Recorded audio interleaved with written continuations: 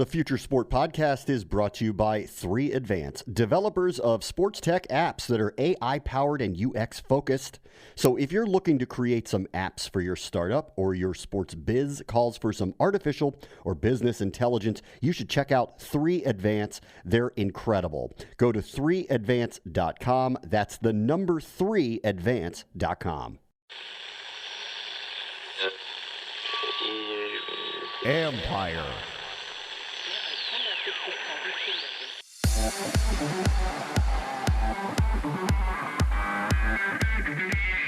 As sports try to find a way to return, modern tech offers new options for competitive leagues. So we have a number of different aspects of our business where, we have the esports side where we are competing online with our pilots remote.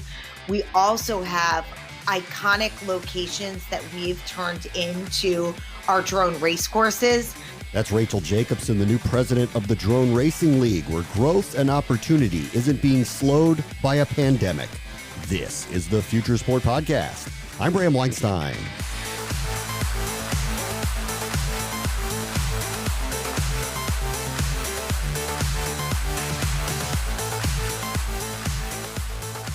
Rachel Jacobsen spent years in global partnerships at the NBA and is taking that experience with the hope of building a new sporting powerhouse. We recorded our interview with the platform Blinder, and you can see clips from it on the Future Sport website. Blinder is giving journalists a high-quality video platform to conduct their interviews on the spot, and we're going to talk to their CEO, Ross McConnell, about that. There are other winners out there, too, despite the pandemic, as that future is now.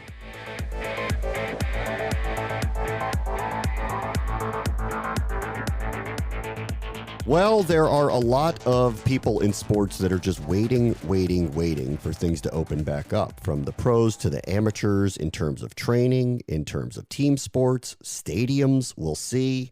And to that end, there are a lot of people losing a lot of money and hoping that the outbreak of the coronavirus can be contained enough to get business going back somewhat as usual. There are some winners here too. And Scott Nover joins us from Adweek, and he wrote about TikTok, where the headline is sport leagues already were all in on TikTok, and then the coronavirus hit. Hey, Scott, how are you? Hey, Bram. Good. Thanks so much for having me. We don't want to describe this as they're taking advantage of a bad situation, but there are groups that were going to get a boon out of this, and it appears that TikTok is one of them. Yeah, I mean, I wouldn't characterize it as them taking advantage of a bad situation. I think it's more so player-driven and league-driven. It's just what they have right now. They don't have live sports. They don't have stadiums packed with people. They don't have their primary product, which is live sports, and very little news coming out of it. So this is what we got. We've got social media. We've got TikTok. So let's talk about TikTok for a moment. And you described it as sports leagues were already all in. Can you kind of talk about where they were before the outbreak hit and how they're maybe utilizing it either more or differently now that people are stuck inside? Sure. So initially, my colleague David Cohen and I started reporting this story, not really seeing this coronavirus outbreak on the horizon, something that would shut down every major sport. So we were just interested in why and how all these sports leagues got established or are getting established on TikTok, which is still a very new and kind of emerging platform, in the last few years. And so what we found is basically most of the leagues are very new to TikTok, but they had been building up their presence, their primary presence as league accounts for, in the case of the NBA, a few years, in the case of the NFL, since August or September, and with some variation in between. But it allowed the leagues to be in a good position now when they really are just marketing apparatuses without a product.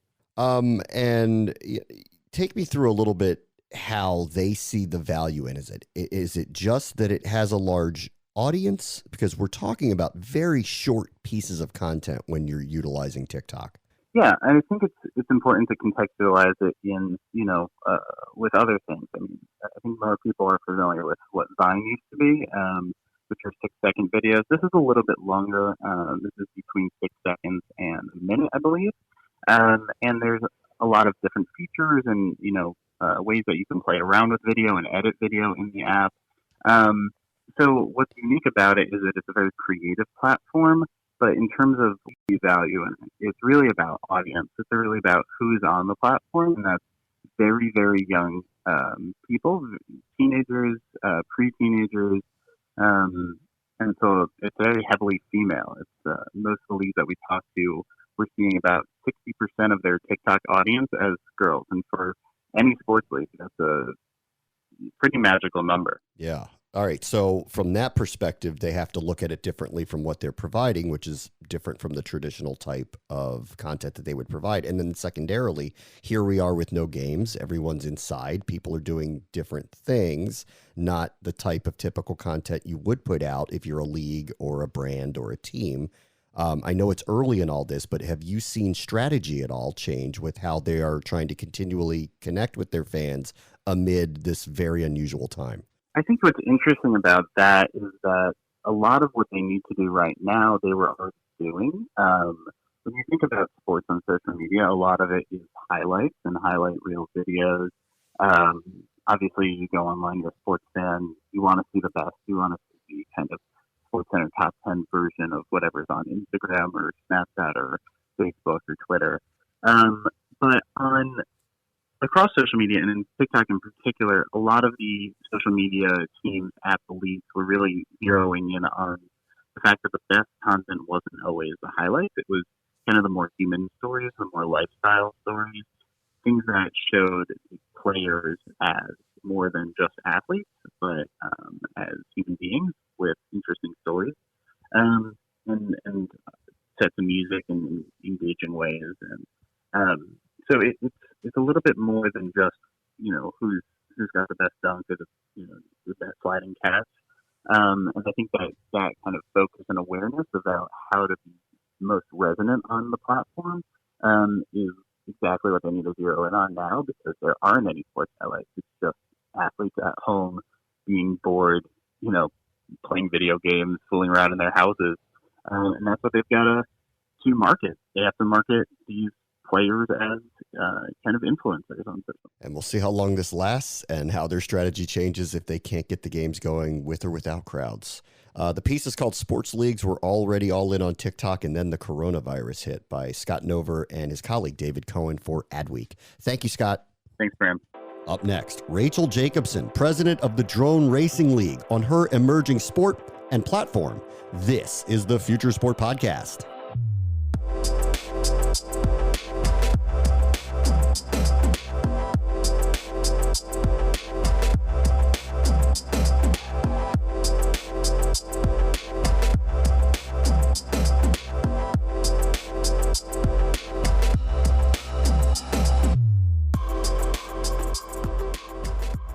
Our guest this week is Rachel Jacobsen, who was recently named the new president of the Drone Racing League, which is a fast-growing professional league of racers from around the world. Thanks for being with us, Rachel. Nice to have you here. Nice being with you. Thanks so much for inviting me to join you. I don't really know how to start any conversation these days without asking, how are you and your family doing?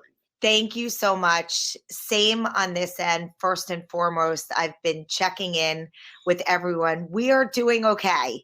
Mom started a new job. I'm homeschooling my 10-year-old boy-girl twins, and my husband and I have just taken to a new routine, which I found is the key. But we are safe and we are healthy, and we're supporting those in need as best we can during these unprecedented times.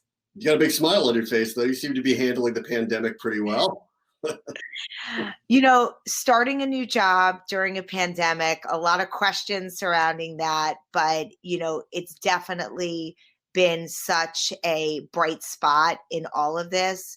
When I've returned back to sports, that has been really my passion throughout my whole career, with an incredible opportunity with the Drone Racing League to really build for the sport of the future. What drew you to that position? Why did you want to take that? For me, sports has always been part of my DNA. And when I sat across from Nick Horbachevsky, the founder and CEO of the Drone Racing League, and he talked to me about the roots of drone racing, what they've accomplished in the past 5 years, and really the vision for the future when they think about continuing to partner with world-class brands, building a global footprint and fan base, and everything that he talked about and wanted to achieve for this company, I knew I could jump right in and really be transformative for their business and embrace, as I always have, technology and innovation, and seeing that through the eyes of my own children, knowing that that is where sports is evolving. So it's such an exciting time and opportunity. So that's really what got me. Yeah, can you share a little bit of that conversation? Where is the company now? Where was it? And where do you see it going in the next 3, 5, 10 years? Sure. So the Drone Racing League is an organization where we're a global sport, and we've taken the best pilots in the world that are flying the Racer 4, which are drones that we build in-house with brilliant engineers, and they're competing at the highest level. So we have a number of different aspects of our business where, we have the esports side where we are competing online with our pilots remote. We also have iconic locations that we've turned into our drone race courses. So think about it as real life video games. And every year when I look at the growth trajectory, whether it was upticks by 200% in viewership to rises in pilot participation and crazy increases in our social media footprint. I just saw we're up over 5,000% on TikTok during the past several months since we've joined that platform. So we have an audience that are tech savvy and innovative, adventure seeking, and we're constantly keeping up with how they can engage with our sport, either in person, online, or on broadcast. Who's the star here? Is it the pilots or is it the technology itself? Well, the good news for us is we can have many stars. When you think about our drones being our kind of like the robotic piece of our business, they are flying, but the pilots really have to direct them. So it's kind of that two-part equation where we have the pilots who are so skilled. This is a sport where you don't have to be genetically gifted to go out and play on an NFL team or an NBA team. You can absolutely rise up the ranks starting on our simulated video game and then becoming a world-class pilot in our league. But the drones definitely, when I toured the office before I joined the organization, you have, again, engineers working round the clock on thousands of lights on one drone that goes 0 to 90 miles an hour in a second. So these robots, when you think about just how the world is evolving, they are front and center, but clearly need our pilots to get them through our courses. As far as the competition goes, so we did a special with NASCAR last year, and clearly things are very rigorous with them, and things are about as uniform as it can possibly be. As you envision this moving forward, do you see individuality in the technology that the pilots could use, or are you concerned with keeping competitive balance and making the drones as uniform as possible? So for us, definitely making sure that we have, a standard tech guideline where they are flying the same drones. How they train may look different, but we definitely will keep an even playing field for now where we are producing the drones that they would fly. But again, it all comes down to training and, what they do to become these world-class athletes. Let's talk about your background a little bit. You said you got back into sports. You were with the NBA for a long time in global partnerships. What do you take from that experience that you're bringing to the Drone Racing League? So spending 21 years at a company like the NBA, first job out of college, and having such an amazing opportunity to train under David Stern, Adam Silver, and Mark Tatum, I could wake up every day, go to work, and feel like I was getting mentored from the greatest leaders who were brilliant at everything from crisis management to how we should be a great global citizen, not only in the sports space, but really lead by example. And then clearly what was such an undertone was investing in people and making sure that this was a diverse and inclusive organization where you would allow everyone to bring their full selves to work, and feel empowered and appreciated to be able to progress the business. So I'm going to take all of those great learnings and opportunities that I had when I think about just always being a fierce advocate, not just for women in the workforce, being a senior woman in sports, which traditionally had been underrepresented, but also when I think about joining a new organization in a leadership role as the president, who are the employees that are on my team and throughout this company that I can invest in, bring this same level of guidance and learning that I've taken away as I think about building from where we are now. Have you given some thought to the packaging of the broadcasts, the streams, and how you want this product pitched and shown to broaden the audience for it? I have. So, even before I joined, I started thinking about who are those dream partners that market so well? What do we want people that have an awareness of drone racing or little awareness of drone racing to really, gravitate towards our sport? And the good news there is we're already visually stunning. When you look at these drones flying, as I mentioned earlier, at 90 miles an hour through these race courses. So what I'm hyper focused on is making sure that we are looking at a broad demographic. So we're family friendly. We have tech enthusiasts. We have innovators. We have people that love stick and ball sports, and giving them an education that this is not a hard sport to learn. We don't ask for, the commitment of hours upon hours or really long seasons. For us is you can engage how you want, where you want, when you want with drone racing, because we have such a diverse portfolio of areas that you can tap into. As I mentioned, on the esports side, online, watching our broadcast. And what I want them to see is, again, this is exciting, exhilarating, and something that they can follow in terms of getting to know our pilots, getting to understand the technology and the race courses, for them to become fans as well. The barrier for esports, it's not that difficult. If a family of means can get a system, or they can get on the internet and they get their kids playing whatever the popular games are, how do you go about getting drone racing into the hands of young fans so they get a familiarity with it? So right now we have a number of ways. So we have our DRL sim program that you can download on Steam. We also have some exciting news that hopefully you'll invite me back, that we could talk about in a couple of weeks when you think about bringing in a younger generation.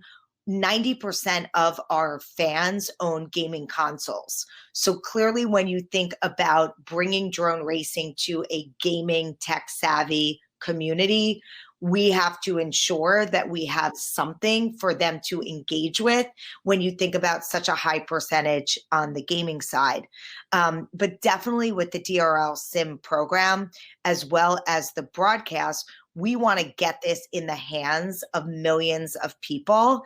And you're definitely going to see that in the next several weeks with some exciting news that we'll be able to share with you.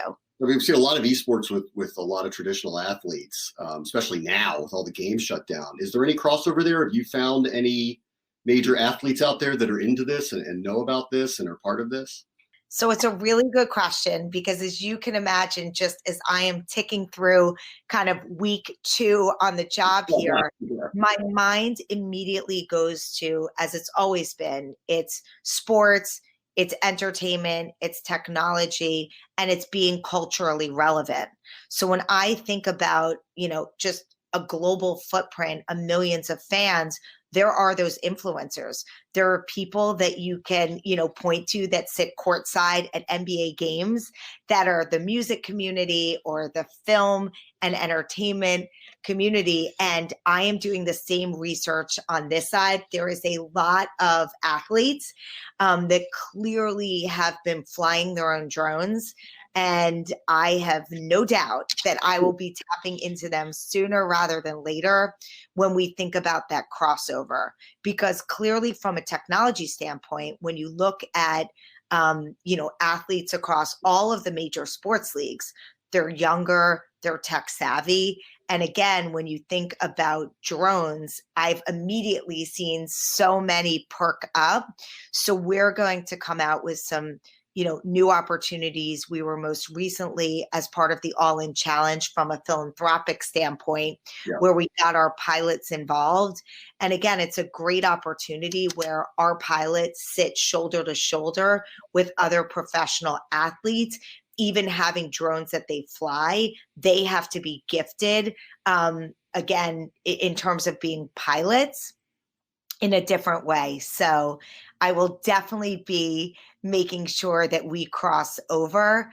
We've also had, just given, from an investment standpoint, RSC Ventures, which own the Miami Dolphins. We've done races at Hard Rock Stadium, and there's been some nice crossover there. So more to come for sure. All right, I'll leave you with this. I've been asking a lot of people in the middle of the pandemic how they are adjusting to it. Your situation is so unique in that when you started talking about this job and looking into this job, this wasn't happening. And then you walk into it and you're in the middle of a crisis. How has that affected your thinking as you have started as the president of the Drone Racing League in the middle of COVID-19? I am wired to always take a positive disposition on things. And it hasn't really strayed too far from how I lead and how I interact with, anyone that I'm working with. But what I found is now more than ever, the health and well-being of your employees, to ensure that they are feeling supported by an organization, is incredibly important. So, making sure that I am spending the time, not just with people within my own jurisdiction, but really how can I permeate that energy throughout the rest of the company to ensure that everyone is doing okay, and giving them something to be excited about. So for us to be able to, announce that I'm joining the company, but be able to put immediate stakes in the ground, like having an NBC broadcast on May 16th that I wanted to get in here. When you talk about bringing something, back, we are going to be hosting this on NBC Sports on the 16th. And there's nothing that I would love more than to bring back smiles and family-friendly entertainment to so many that are hurting, that are at home, kind of missing their livelihood around sports and that family time of rooting for their teams. And now I'm going to, give them something else to cheer for. All right, we'll get the plug in one more time. May 16th, NBC Sports, the Drone Racing League will be profiled there. That's Rachel Jacobsen. She's the president of the Drone Racing League. Thank you so much for joining us. Be safe, be well. Thank you. That was great. The interview with Rachel Jacobsen took place with Blinder, a high-level video platform that is broadcast quality. And in a time where journalists and creators need solutions, here it is. And we're going to talk to their CEO, Ross McConnell, next.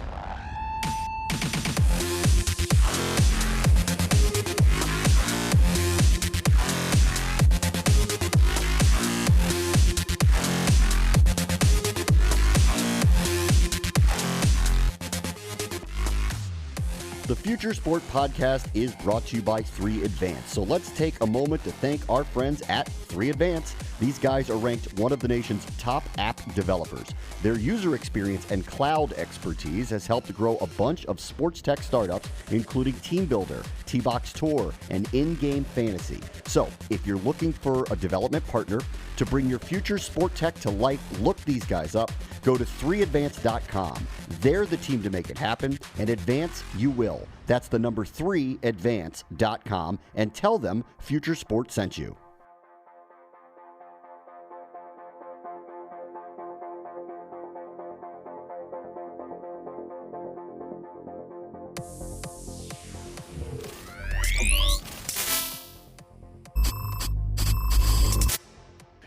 So we're all stuck inside, figuring out a way to connect with one another. And there are a lot of video chat services that are out there that are ready for use. And thanks to the good folks at Blinder and Ross McConnell, their CEO, who is joining us via their platform. Hey, Ross. Hey. We can connect even halfway around the world. You're in New Zealand, and I'm right outside of Washington, D.C. Thanks for being with us today. Pleasure. Thanks for having us here. Tell me a little bit about Blinder. What do you guys do? So we're a video interview platform that makes it incredibly easy for journalists to connect with any news source anywhere in the world through any mobile device and capture a video of the conversation for them to share with their audience. We started out with an audio platform a few years ago that was really targeted at high-profile teams in sports and entertainment. My co-founder is a guy called Kaylee Wilson. He was the communications manager at the New Zealand Rugby League. It was his job to put journalists in touch with his athletes to get their story told around the world. Because he was based in New Zealand, he had athletes playing professional rugby league in places like Australia and the United Kingdom. He was dependent on the phone interview to get those stories told, and he became increasingly frustrated at how difficult it was to make his athletes available to the media, mainly around privacy concerns. So, some of his athletes were nervous about talking to the media. They didn't want their phone numbers shared. They didn't want to be putting themselves permanently on call. And Kaylee really just wanted an easy way to make his athletes available to the media without sacrificing their privacy. So what we did is we created Blinder. Can be used by communications managers at those high-profile teams. They schedule a call just like putting an appointment in their digital calendar. And then it allows the journalists to dial straight through to those athletes on their own mobile phones without ever knowing their number, and record the conversation so that it can be used for digital content. So we started out making the phone interview incredibly easy. And then late last year, we looked at how we can make the video interview just as easy as a phone call as well. And that's how we're talking to each other now. So give me some differentiators. Like clearly Zoom is being used widely in the United States right now by everybody. What makes Blinder different? Yeah, well, so in broadcast media, we actually see Skype used more often. So Skype has been set up for use. You were at ESPN. I know that ESPN uses Skype from the main control room in Bristol, Connecticut to interview people through video.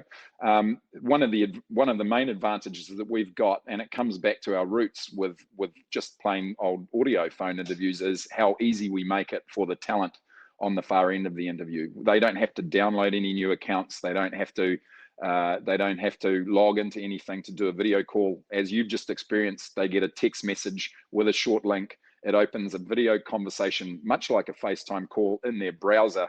They don't have to download any software. So we've focused on making it incredibly easy for the talent to join a Blinder video interview.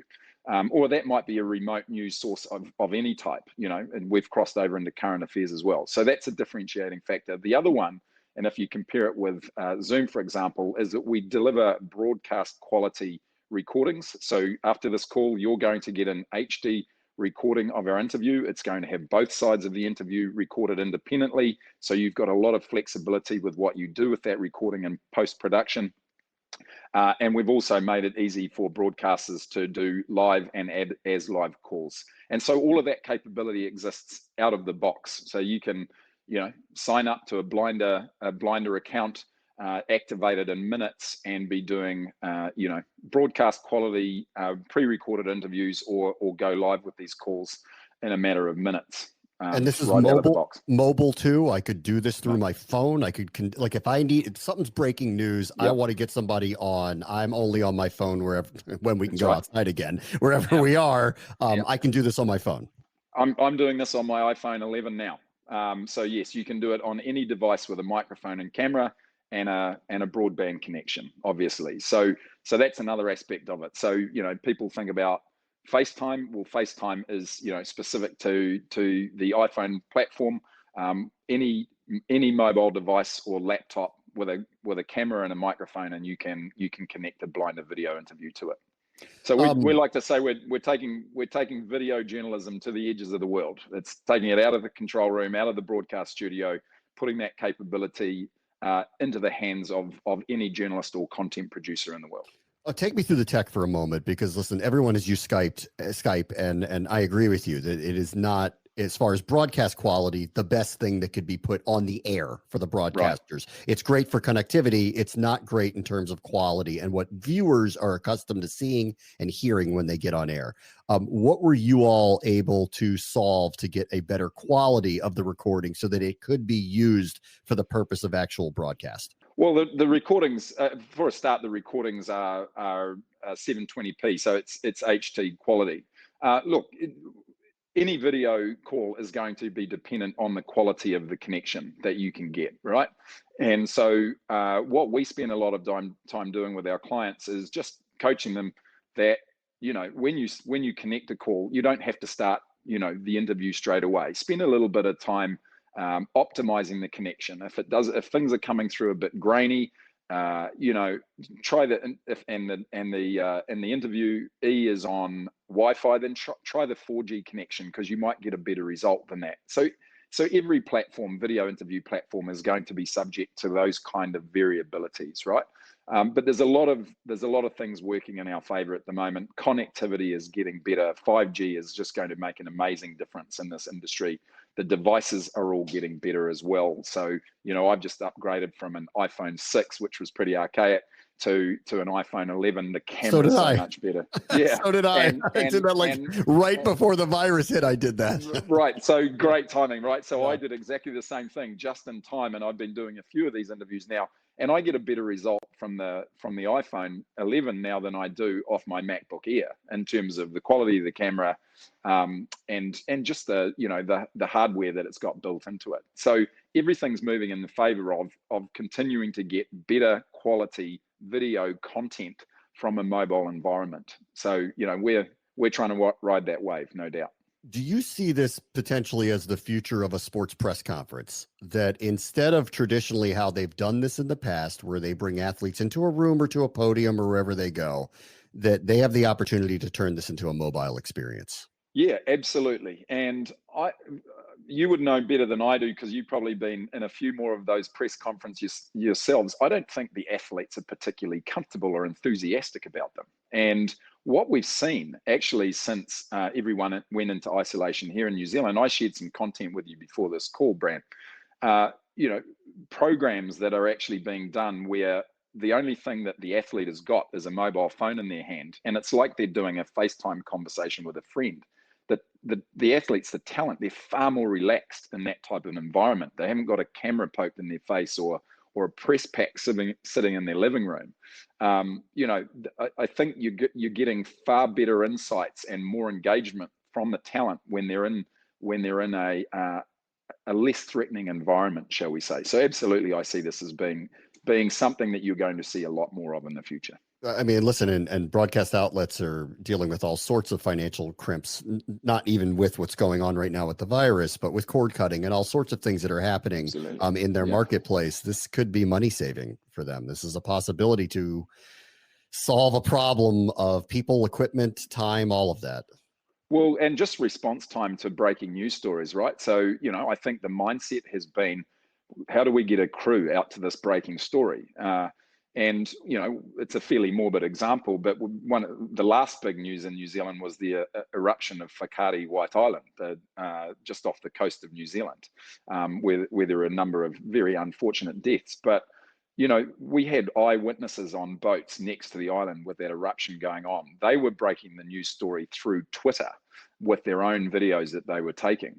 And how do the news outlets actually get access to those type of eyewitnesses as quickly as possible? It's going to be through connecting with them through Twitter, being able to get a video interview link out to them through Twitter, because that's the only way the only mechanism through which you're in contact. They can do that with Blinder now.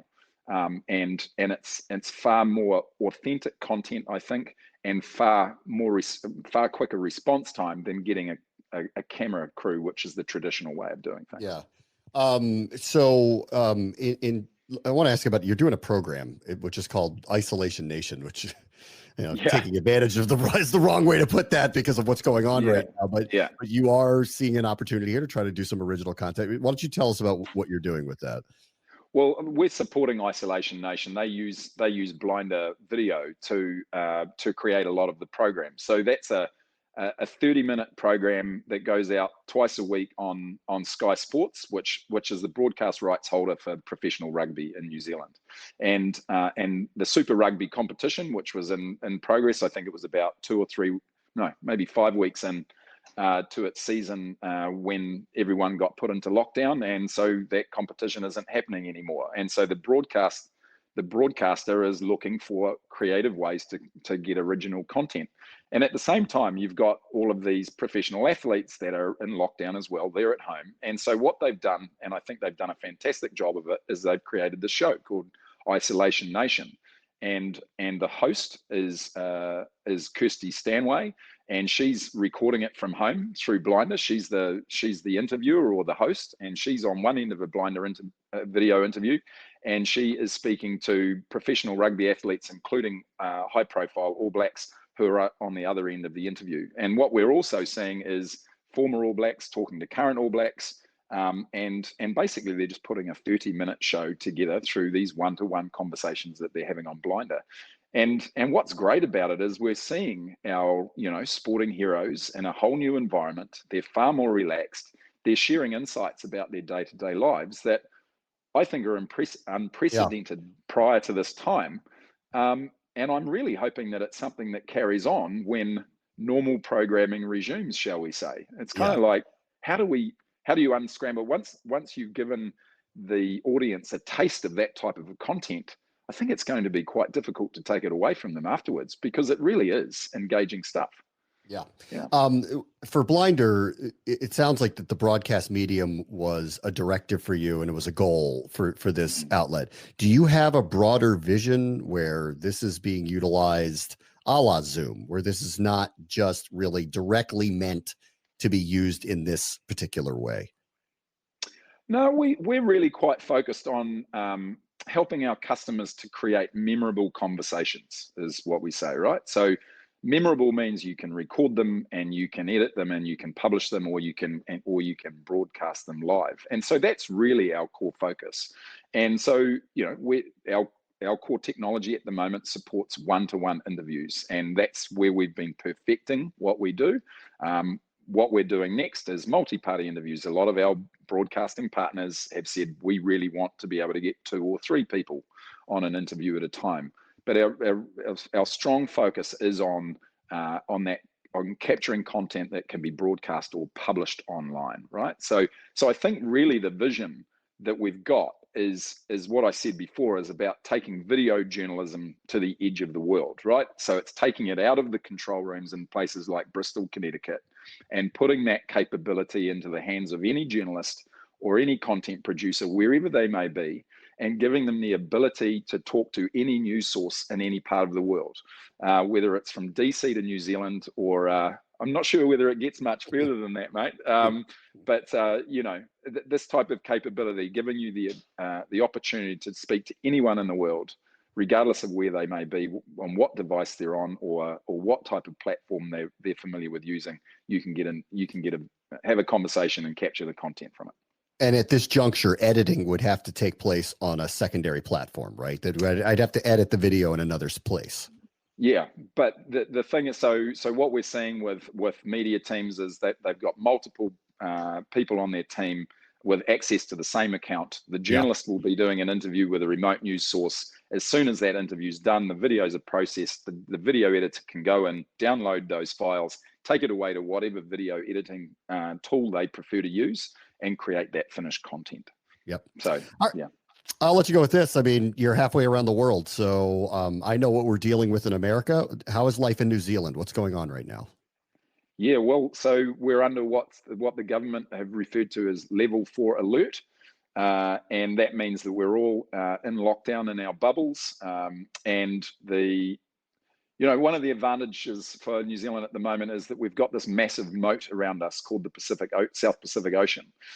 So it's one of the benefits of being a small, isolated nation is that we can take control of the situation pretty quickly. So we've quarantined the borders. Anyone who crosses the border into New Zealand has a compulsory 2-week quarantine, and the strategy of the government is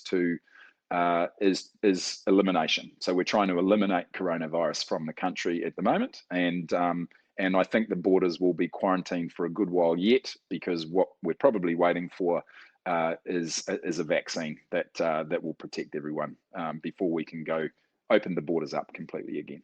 Our ship has sailed on closing the borders, but well, we are also hoping that one day we'll either have a vaccine or something that gets rid of this thing for good. And yeah. Well, look, I'll take my hat off to the leadership in New Zealand.